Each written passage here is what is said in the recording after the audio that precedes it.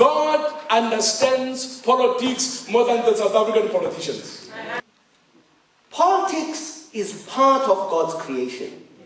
The very concept of government is not a man's concept, but God's concept.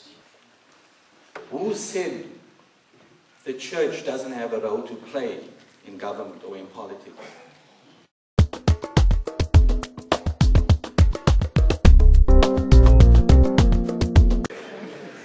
But as a committed Christian, I believe that Christ can be represented in every area of life. Yes. For people to believe that committed Christians should only be within the confines of the church walls, they are making a mistake. And again, I must agree with the bishop for saying that politics is redeemable. Why should people say good people belong to church and bad people belong to politics? I think it's high time that the good people in the church go and invade that place in politics. We've lost our way in South Africa.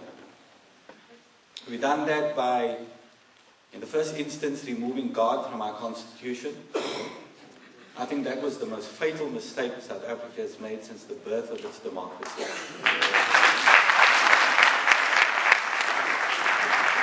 We've taken God out of the constitution and replaced that with man.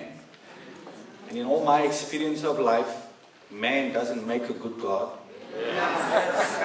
I think as South Africans must move away from this attitude that says politics is irredeemable. Politics is part of God's creation. God redeems everything. Yes.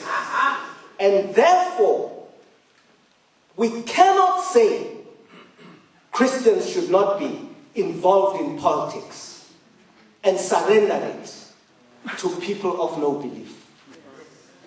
Christians have got to be in there. It is very clear from me that the whole Old Testament is evident of God's attempt and God's work with men to bring about order on issues of governance. And God, I think, was the first person to try and establish government.